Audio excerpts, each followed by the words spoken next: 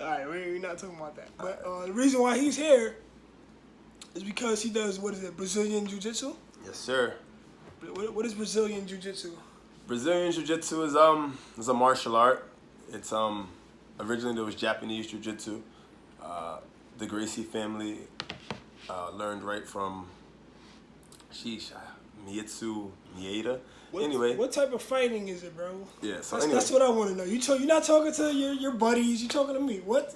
I know this. I know this karate, which is striking, classified as striking. I know there's boxing, classified as striking. All right, and then there's jujitsu, which is classified as grappling. And then there's wrestling. Classified as grappling.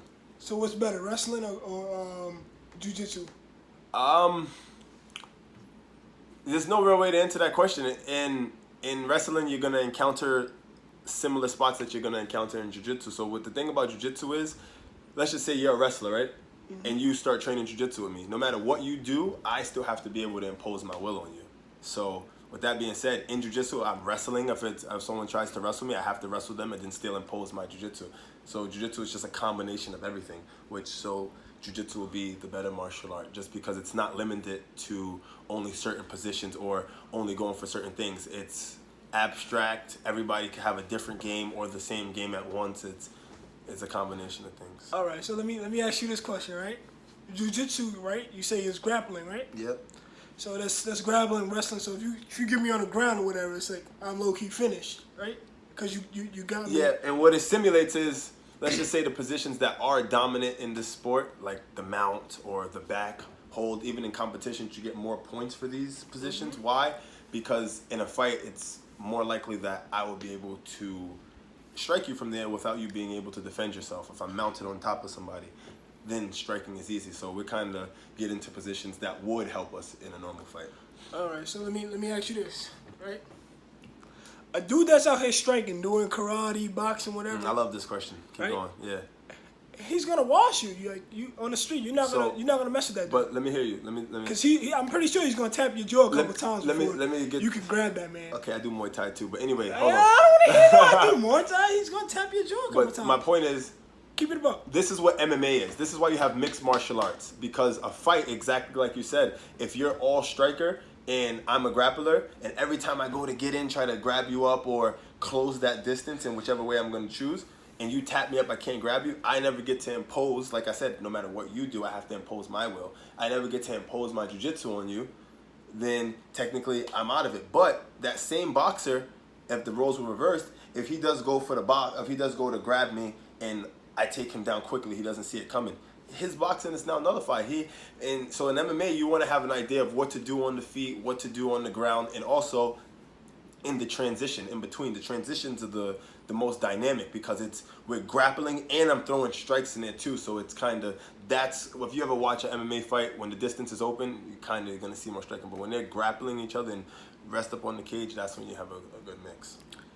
So all these karate, wrestling, and all that stuff, those are forms of martial arts. Martial arts. And the people that decide to put all those forms together, karate, wrestling, jiu-jitsu, they are MMA fighters because they are mixing the martial arts. That's what they are, mixing exactly. Martial arts. Except for the wrestling, probably. Exactly. So sometimes what you'll have is, you have some guys who have a big catalog. They're a little versed in Muay Thai.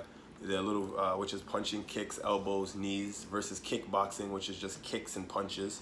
And then you have boxing. So some people will have a little bit in each category, but they'll have a specialty, and then they'll throw in either wrestling, or even with strong wrestlers who make it to the UFC and stuff like that. Even those guys, just with a little bit of jiu-jitsu knowledge, they're extremely dangerous because he already knows how to close the space, grab you, and hold you so you can't move. And then now he just needs to learn how to finish you off. So they don't have your head off. You know what I'm saying? Pop your head off. They don't have, shit's is tight. They don't have a long way to go. You know what I'm saying? So versus a guy who just plays like a weird flowy game or something, and a big wrestler goes in there and doubles him down, you're going to see the wrestler will still be dominating the whole fight. He might leave something open and get caught, but... So let me ask you this, right? Say I want to get into jiu-jitsu, right? How do I go about doing that, right? Because I'm pretty sure there's somebody that's probably going to watch this video.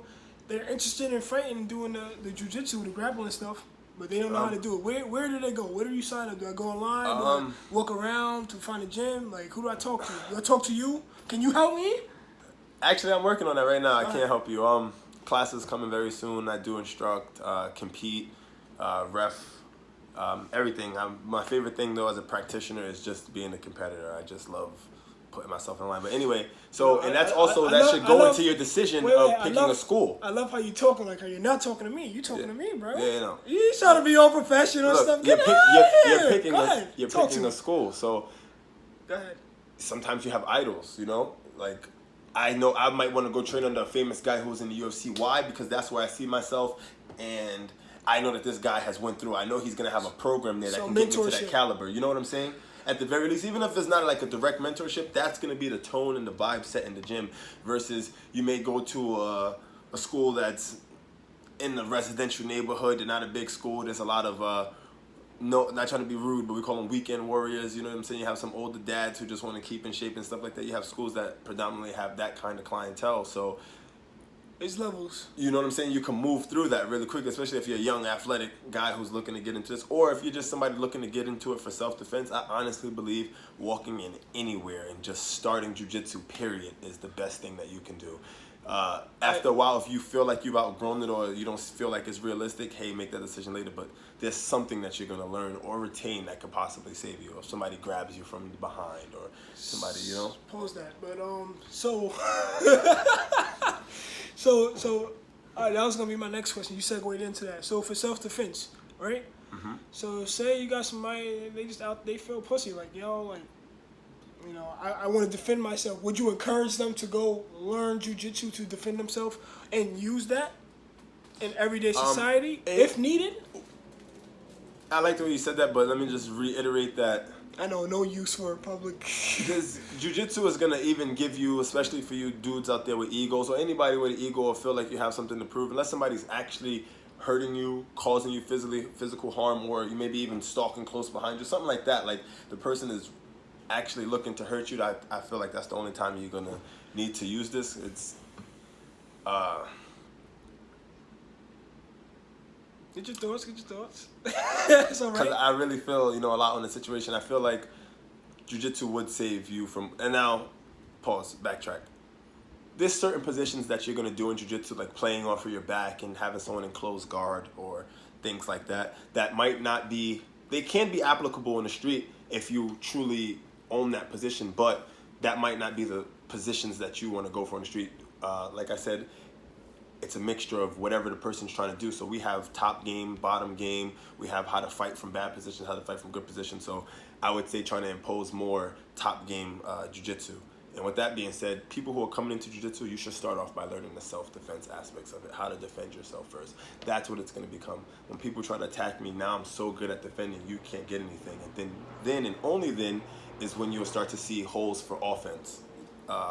You tried to choke me, you grabbed me, caught me by surprise. I could block all your chokes or whatever and keep working myself to a good spot where now I'm in a better position to attack you and go for my attacks. But if I know all the attacks in the book and you grab me up and I don't know how to get away, then my jiu-jitsu is not effective. Self-defense is the bottom line of any martial arts. It's how to defend yourself, then how to attack if you need to. So I tell my girl, I tell everybody, yo, hit him and run away. Like, you know what I'm saying? Like, we're here to really protect ourselves. Bruce Lee will pull your fucking balls off. Like, he'll bite you like it's a fight. I need to defend myself. So with that being said, only if someone's trying to cause you bodily harm should you ever even... So let me do a scenario. I'm a scenario guy. You're getting jumped, right? Mm-hmm. 3-4 dudes trying to jump you, right? What would you... I know you're a jiu-jitsu guy, but would you say... What would be the best method that you, like, say you're in a situation, you're getting jumped, whatever, you wish you knew? Would you wish you knew jiu-jitsu? Would you wish you knew how to box? Would you wish you knew wrestling? Like, which do you think is the most effective jumped to get everybody off of you to the point where you can escape and do what you gotta do? Well, odds are against you. Would you want to be the striker that's just gonna... I put it to you like this. If I know jiu-jitsu, especially to an untrained person, let's assume as an untrained guys, tough guys or jiu-jitsu whatever. Is the ground game. No, it's not only the ground game, it's the top game. So I put it to you like this, real quick, side note. Jiu-jitsu is 4 steps. When we're standing up, I'm going to close the distance. If we're inside of the gi, I'm going to use a judo throw to take you down. So at first, if we stand up, I'm not doing jujitsu to you yet. I'm doing judo. Or if it was no gi, or I just want to grab the guy, like let's say we were fighting shirtless or something like that, I'm using wrestling. I'm going to wrestle you. So like I said, wrestling is a part of jujitsu. Once I take you to the ground, imagine someone's kicking you, trying to go crazy to keep you back. You're going to do what's called passing, or passing their guard, what they're putting to stop you from getting past them. You're going to pass their guard into a dominant position, mount, back, side control, whatever it is, and then you're going to look to submit the person. Those are the 4 steps. With that being said, if someone is going to grab me, right, in jiu-jitsu, am I not blocking their hand and seeing it coming in a slow motion because I practiced the move over and over again? I'm anticipating it. Yeah. Same thing with a strike. Just because someone's throwing a strike doesn't mean I don't know how to move around somebody's body now. I say I would want to know jiu-jitsu. Jiu-jitsu will put you in a position to dominate the person. Now, if it's 4 people, yeah, it's multiple people. That's what I'm saying. it's 4 people, maybe a striking. Because it's quick. Striking will be better than you. You're in and out. Better for you, yes. Striking is in the pocket, out the pocket, in the pocket, out the pocket. You know what I'm saying? So quick, do your damage, what you got to do. You cover up, you block, and this is a scenario if the person is pursuing you. You know what I'm saying? If you need it, let's just say they are jumping you and they get you to the ground because it's 4 of them. Just the sheer body weight alone, if they rushed you, could just knock you to the ground. Doesn't matter what you know. You would be getting kicked and stomped on or whatever like that. Again, nothing is going to save you down there on the ground getting stomped out besides jiu-jitsu. Jiu-jitsu, you're going to be able to roll, ball up, protect yourself. You are feeling where there's space at all times. If the guy is not smothering me and I feel a piece of space, air, I'm out of there. So we're always looking to, cover people up. So with that being said, I'm going to be able to be aware of what's going on the ground underneath me. Maybe take someone's ankle off balance, a guy or two with a trip or something like that. I don't need to try and submit 4 people at once. That's not realistic. Not but smart either. I'll be able to move around them. Trust me. Somebody goes to kick me, I catch their ankle, maybe put pressure on it like I'm going to try to submit him. Now he turns away, he runs. I kick this guy, I come up. We have technical stand-ups. They teach you how to go from being down to being up, which we'll get to in later videos. So another thing, right?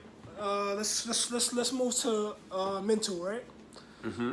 So mental now. You know the jiu-jitsu, whatever. You walking around the city. I'm glad you said this. Now you feel confident in yourself and your ability. Mm-hmm. Are you that asshole that's gonna go out fucking with people? I know this now, so I can talk to people, however, or whatever. Or are you gonna be laid back, cool, and chill? And what's your thoughts on people that know this shit and they go out and so try to be tough guy all the time? With that being said, whether you were the type to start trouble before you started training and it only becomes worse because now you feel you have the power to impose your will on people, or if you always kind of felt picked on and then now that you know this, you're like, so yeah, now it's my turn to, you know what I'm saying, be like that or bully people or whatever like that. Or if you learn it and you don't want to do anything with it. And anyway, my point is, I feel like everybody's going to kind of go through that point where at first they're going to feel a little big and bad, or they're kind of waiting for somebody to say something to them. Whether you get into an altercation or not, I feel like that feeling goes away after a while and it stops becoming, at first, yeah, that's why you did it. Everybody, you always have a competitor in front of you. If you want to do this for self-defense because you feel unsafe outside, your first competitor were the people who intimidated you to feel unsafe. So you have something to prove to them. But then after a point, you know that you could beat these people. After 6 months in the gym, a new guy is going to come through the door. He could be the buffest guy in the world, skinny, strong, young. You're going to do things to him that he can't stop. And it's just because of his lack of knowledge. And you'll start to see, like, damn, these people outside are even underneath him. Because at least he's in the gym trying to learn it. They don't even know what he knows. It'll be so easy for you.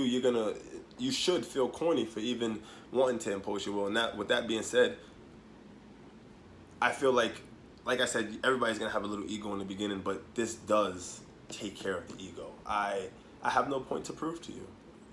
You know what I'm saying? And when someone sees you and they want to start trouble, I look at it as, wow, you saw me, you was intimidated. Thank you. Like I'm skinny. You know what I'm saying? I don't even be in the gym like that. You know what I'm saying? But I have no point to prove to people, so I'll walk away from a fight. I'm no, that's cool. I don't want to fight you or whatever. Da, da, da, da, da. You know what I'm saying? Even sometimes things come to verbal arguments and stuff like that. I always take that second thought, like, damn, I'm gonna really sit here and break his arm? Like, I have to really be trying to defend myself to do something like that to somebody because that's evil. Like, yeah, your intentions. I'm pretty sure that's like a crime. I'm hurting him. Like, but beyond that, so curious. It cures the egos. The rankings, right? So you see dudes like I don't really know. I'm not too educated on this, but you see dudes like Khabib, Conor McGregor, and whatever. Okay. Right? Now, what does one do to get to that level? What belt are you? What's your rank? In Brazilian Jiu-Jitsu, I'm a purple belt. So let me just touch on the belts real quick. Get started. Most martial arts, karate, judo, Muay Thai actually they don't have belts. Like the real Muay Thai from Thailand and stuff like that, they don't have a belting system. It's just how advanced you are. But I've heard that some schools out here in America are belting their students. But anyway, because I was very confused about that. Most martial arts, before you're recognized as the black belt level, it takes about 4 years. In Brazilian Jiu-Jitsu, the average time, there's some quick cases and there's some cases that are even longer, but the average median is 10 years. So with that being said, the purple belt in Jiu-Jitsu is equivalent to black belts in most other martial arts. And the reason that is because in karate, I just have to know the 500 different kicks. Once I know all of them like the back of my hand, I'm a black belt in that. I've mastered it.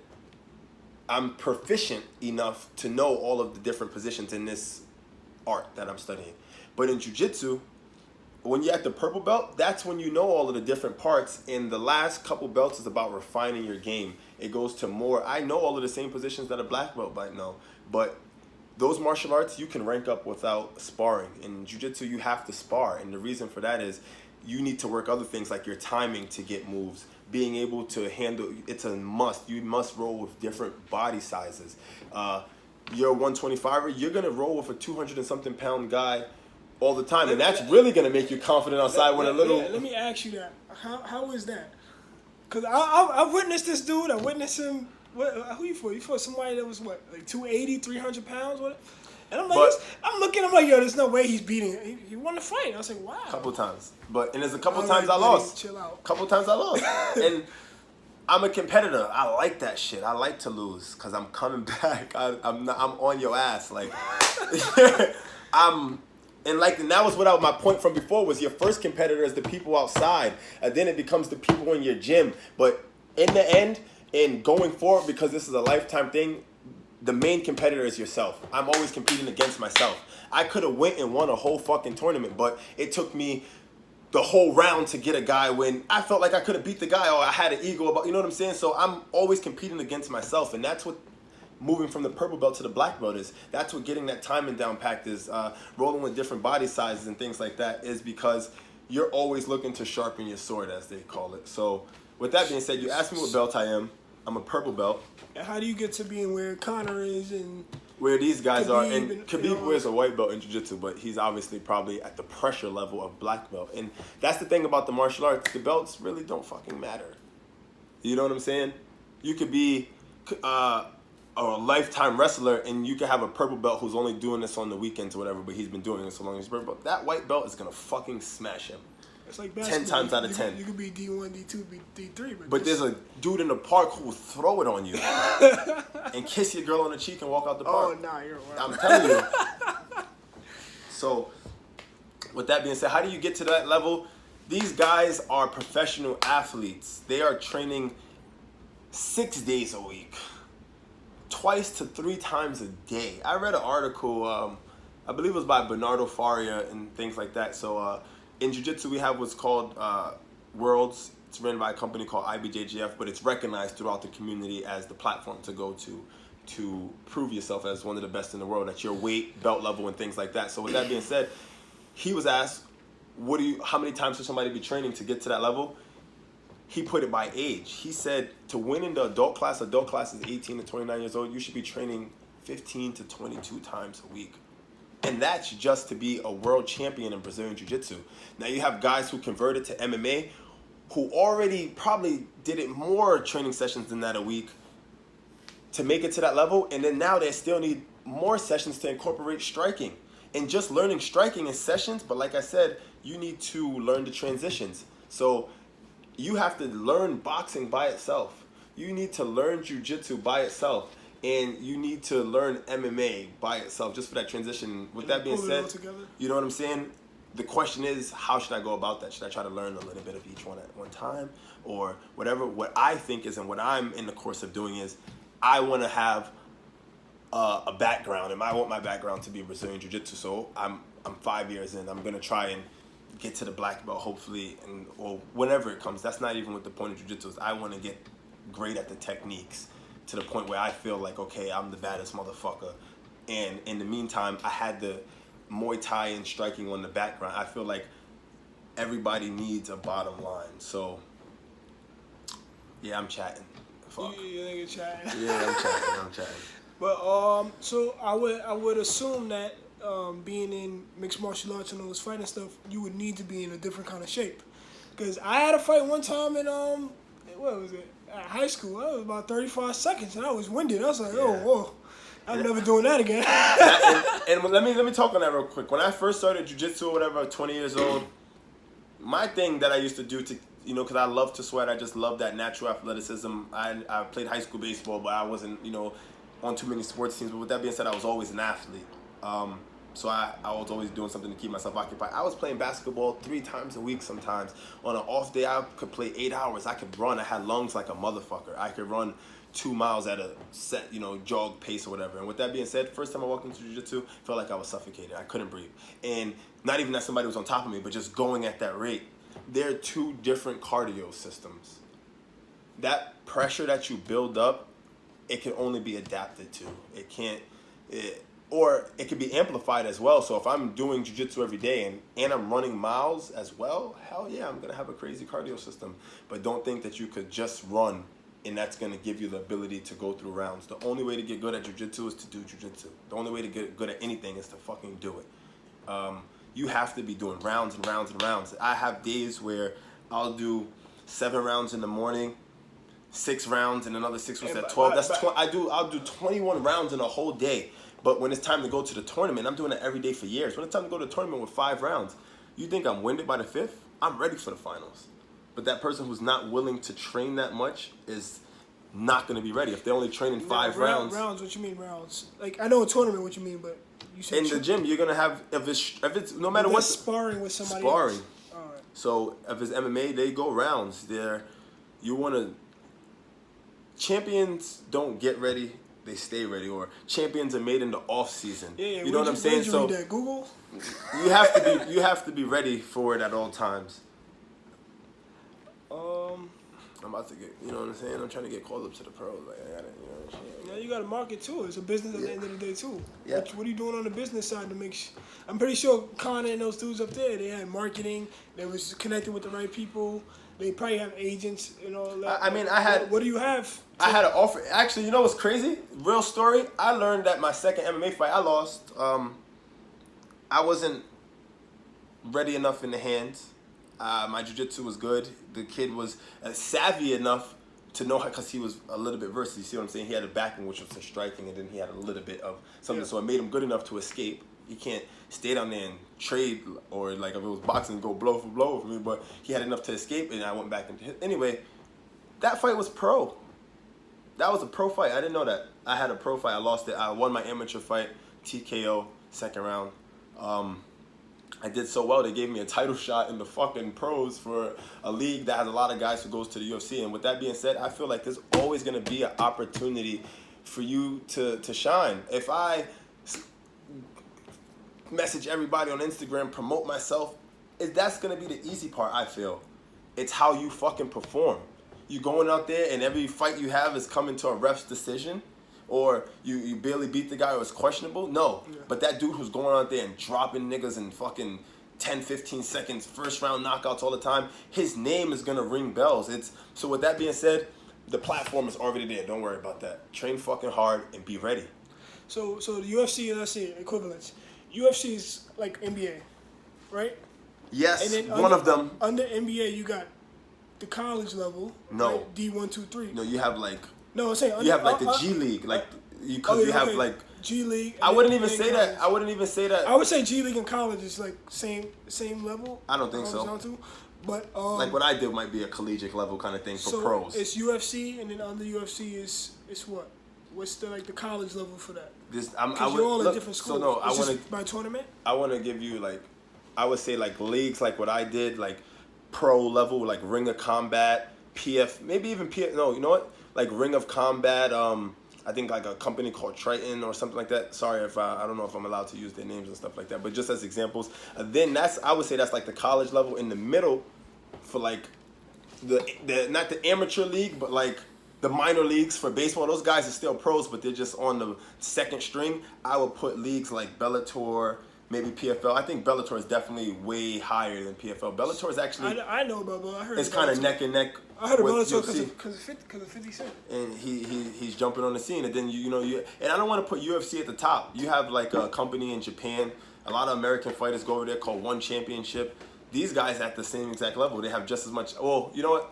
I don't know which company has more capital, but they're offering fighters higher contracts sometimes than what the UFC is offering. So it's just because the name might not be so blown up over here, does that make it any less of a league? It's not like when you in the NBA, you're making M's, but when you go play overseas for whatever country, you're making hundreds of thousands. That guy's still loaded, but there's two different tiers. You could leave somewhere in this sport and actually make more.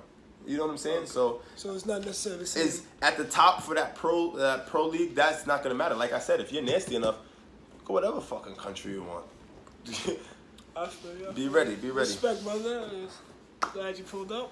Yo, once again, Rasheed _BJJ. That's the Instagram. Also follow my other Instagram, Anubis ANUBIS _invitational. I threw one event May 26th. The next event is coming to you very, very, very soon. You're not going to want to miss this. We're going to have championships, belts going out, cash prizes. It's going to be a movie.